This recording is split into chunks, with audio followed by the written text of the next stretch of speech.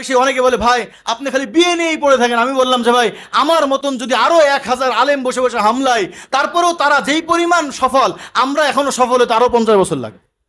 কারণ তারা প্রত্যেক রঞ্জে রঞ্জে কোটি কোটি টাকা, বিলিয়ন বিলিয়ন টাকা খরচ করে মানুষকে বুঝাই দিয়েছে যে একটা সন্তান দুটা সন্তান হলেই একটা সুখী পরিবার, এত টেনশন কিসের। ভিতর থেকে মেরে ফেলতেছে কোটি কোটি সন্তান, কোটি কোটি মুসলমান মেরে ফেলতেছে। আর এই রোগ এখন আমাদের সামাজিকভাবে চলে আসছে, এই রোগ এখন ইমাম সাহেবের মধ্যে চলে আসছে, এই রোগ এখন আলেমের মধ্যে চলে আসছে। আলেম পর্যন্ত 10টা 12টা সন্তান নেওয়ার কি পায় না, সাহস পায় না।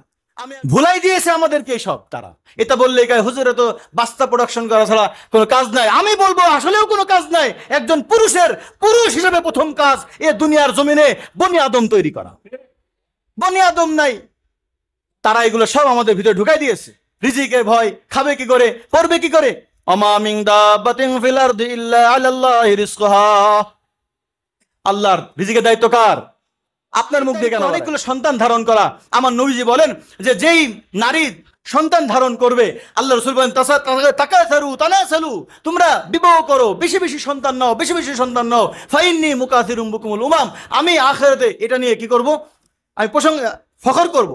কি হচ্ছে, আরে তোমাকে তো আল্লাহ তাআলা বালেগা বানাইছেন 13 বছর 14 বছর বয়সে, তোমার সেদিনই আল্লাহ দায়িত্ব দিয়ে দিয়েছে, এখন থেকে তোমরা সন্তান নাও। তুমি বিয়ে করলা 15 বছর পরে, তার মানে 15 বছর তোমার খেতে তুমি আল্লাহর বান্দা নিয়ে আসনি। সন্তান হওয়া নিয়ে আমার নবীজি বলেছেন তাজাওয়াজুল ওয়াদুদ আল ওয়ালুদ, বেশি বেশি সন্তান নেওয়া।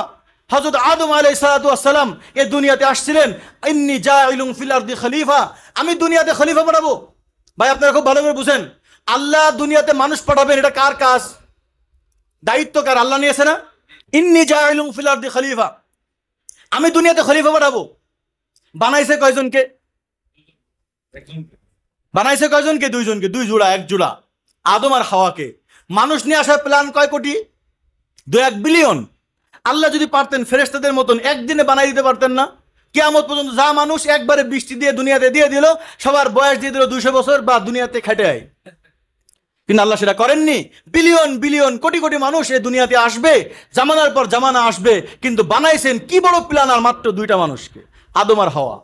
এই আদম হাওয়া, তার দায়িত্ব হলো তোমরা দুনিয়াতে যাও, বিবাহ করো, বাচ্চা নাও, যেই কটা পারো সেই কটা নাও। কিয়ামত পর্যন্ত হে আদম, তোমার যতগুলো ছেলে সন্তান হবে, প্রত্যেক ছেলে সন্তানের প্রধান কাজ হবে সে আগে আবার বনি আদম চাষ করবে।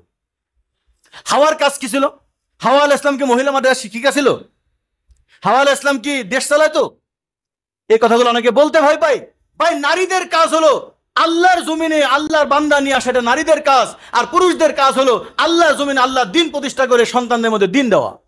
এখন হয়ে গেছে কি, নারীরা অন্য কাজে ব্যস্ত হয়ে গেছে। একজন নারী পড়ালেখা করতেছে, মাস্টার্স কমপ্লিট করতেছে, আলেমা হচ্ছে, মুফতি হচ্ছে। আরে তোমাকে তো আল্লাহ তাআলা বালেগা বানাইছেন 13 বছর 14 বছর বয়সে, তোমার সেদিনই আল্লাহ দায়িত্ব দিয়ে দিয়েছে, এখন থেকে তোমরা সন্তান নাও। তুমি বিয়ে করলা 15 বছর পরে, তার মানে 15 বছর তোমার খেতে তুমি আল্লাহর বান্দা নিয়ে আসনি। একজন পুরুষকে আল্লাহ তাআলা 15 বছর বয়সে তার যৌবন দিয়ে দিয়েছে, ভাই তুমি এখন সন্তান নিয়ে আসো। এবং অনেক ভাইয়েরা আছে না, সারাদিন ঘুরে বেড়ায়, এইখানে প্রোগ্রাম করে, সেখানে প্রোগ্রাম করে, এই দেশে যাচ্ছে, ওই দেশে। হুজুর কাজের অভাব নাই, ছেলে পয়লা কয়টা? হুজুর 2টা পোলা। আপনাদের পুরো ভাঙড়ি একটা মান। এত দিনের কাজ আপনি কে করতে বলে? আপনি আগে সন্তান নেন, প্রচুর সন্তান নিতে হবে, যে কয়টা পারেন সেই কয়টা নেবেন। মৃত্যু পর্যন্ত আপনার শুক্রাণুতে যতদিন পর্যন্ত বাচ্চা হয়, আমি বলবো ততদিন পর্যন্ত বাচ্চা নেবেন। বউ যদি বুড়া হয়ে যায় তাহলে আবার জোয়ান বউ নেবেন, যেন ওখান থেকে আপনার আরো 5-7টা সন্তান হয়। আমার মুফতি আজম রহমতুল্লাহি আলাই, উনি মুরব্বী বয়সে 19 বছরের মেয়েকে বিয়ে করেছিলেন, সেই বিয়ের থেকে আবার 6টা সন্তান তৈরি হয়েছে। বুঝতে পারছেন মহতারাম? এই জন্য এটা পুরুষের দায়িত্ব, একজন নারীর দায়িত্ব অনেকগুলো সন্তান ধারণ করা। আমার নবীজি বলেন যে যেই নারী সন্তান ধারণ করবে, আল্লাহ রাসূল বলেন তাকাসারু তানাসালু, তোমরা বিবাহ করো, বেশি বেশি সন্তান নাও, বেশি বেশি সন্তান নাও। ফাইন্নী মুকাসিরুম বিকুমুল উমাম, আমি আখিরাতে এটা নিয়ে কি করব, আমি ফখর করব। এবং দেখেন অধিক সন্তান এটা কিন্তু আপনার কি বলে অনেক বড় সদকা জারিয়া। দেখেন হাসান রাদিয়াল্লাহু তাআলা কোন রিওয়ায়াতে আছে ওনার 340টা সন্তান ছিল। আনাস রাদিয়াল্লাহু তাআলা আনহু ওনার 110টা ছিল। এবার বলেন 110টা সন্তান উনি রেখে গিয়েছেন।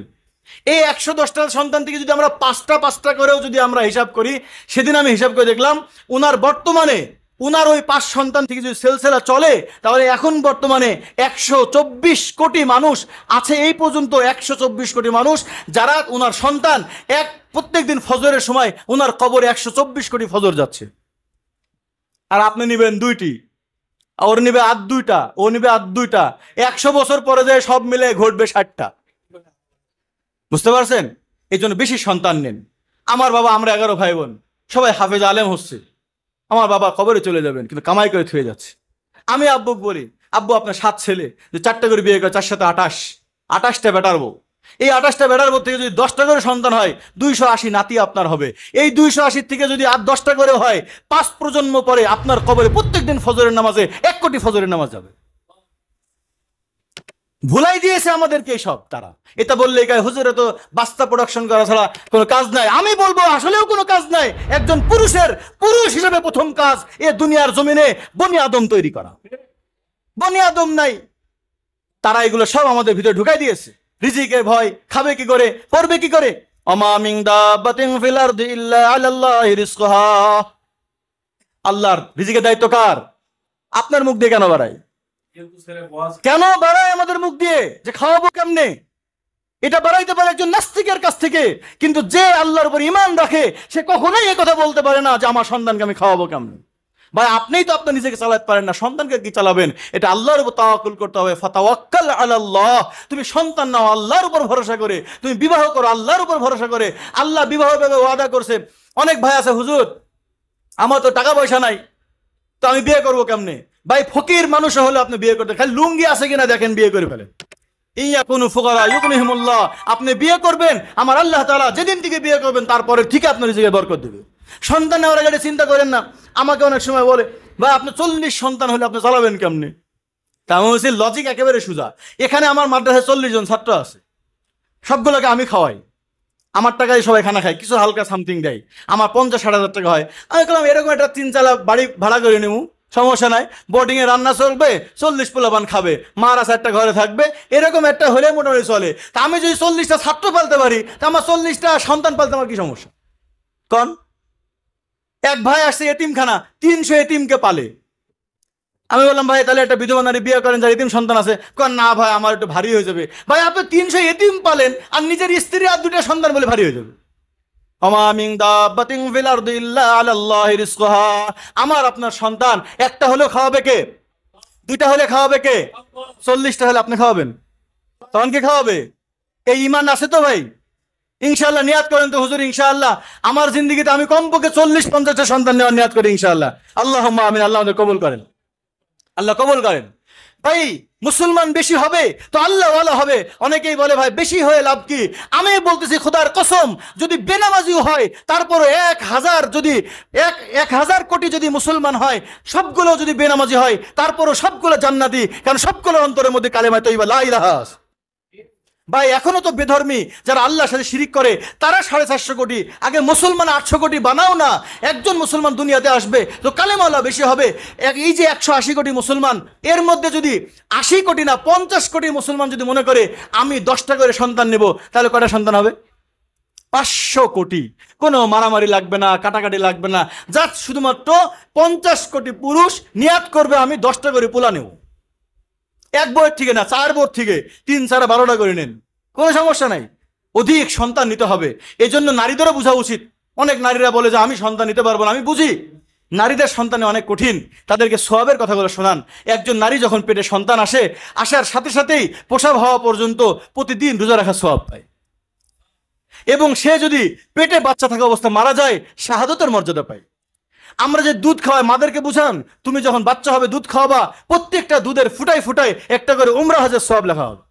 একজন নারী যখন তার বাচ্চা প্রসব করে, হাদিসের মধ্যে আছে কায়াউমিন ওয়ালিদাতু উম্মুহু, তার সন্তান যেমন নিষ্পাপ হয়ে যায়, একজন মাও বাচ্চা প্রসব করে নিষ্পাপ হয়ে যায়। এবং তাকে বুঝান এই কথা যে বোন, আপনি আপনার মেয়েকে বুঝান, মেয়ে তুমি আমার খাওলা, তুমি আমার মুজাহিদা, তুমি নিয়াত করো মা, তুমি আল্লাহর এই জমিনে আমার আল্লাহর আরো 10টা নেককার সন্তান নিয়ে আসবা।